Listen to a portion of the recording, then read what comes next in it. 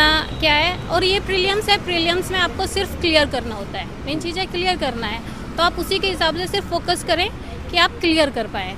और इसका मैं PYQ देखना पड़ेगा? जी बिल्कुल देखना पड़ेगा। ओके, आपके घर में कोई सिविल सर्विस से रिलेटेड है? मेरे घर से कोई भी सिविल सर्विस से नहीं है, मैं फर्स्ट ही हूँ जो अभी प्रिपरेशन कर रही थी और जो अभी तक आए हैं।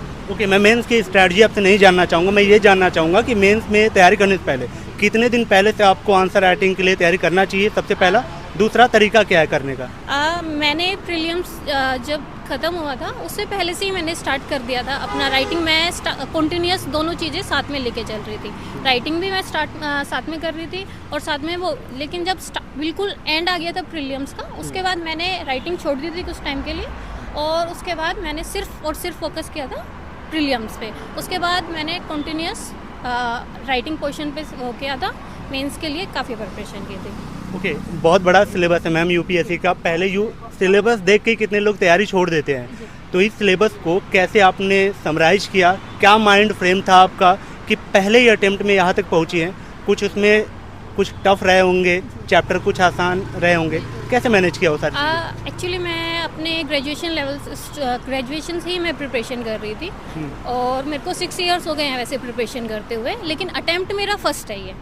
ओके। हाँ, तो स्टार्टिंग में मुझे भी ऐसा लगा था कि एक बार ऐसा टाइम भी आया था कि मेरे को लगा कि छोड़ देना चाहिए क्योंकि काफ़ी डिफ़िकल्ट हो रहा था और 6 ईयर कंटिन्यूस प्रिपरेशन करने के बाद फैमिली प्रेशर भी थोड़ा आ ही जाता है कि क्या है, कब देना है, शादी का भी आ जाता है, एग्ज़ाम कब देना है, कब करना है, उसके बाद वो प्रेशर भी था।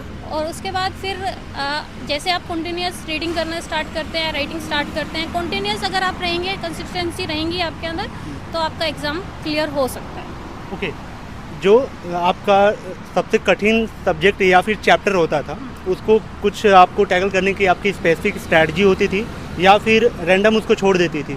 नहीं, मैं टॉपर्स जो नोट्स होते थे उन पे भी मैं ध्यान देती थी और मैं रियल एक्सपीरियंस पे ज़्यादा बिलीव करती हूँ, तो मैं उन लोगों जो रियल एक्सपीरियंस मतलब जो सिविल सर्वेंट्स हैं मैं उनसे भी मिलती रहती थी। ओके। हाँ, उन सब से भी मिलती रहती थी, तो उसी से। ठीक है। आजकल CSET की जो दिक्कत हो रही है, वहाँ तक ये भी सुनने को आ रहा है कि IITian भी फेल हो रहे हैं। आपका ह्यूमैनिटी बैकग्राउंड था, तो फिर वो कैसे टैकल हुआ?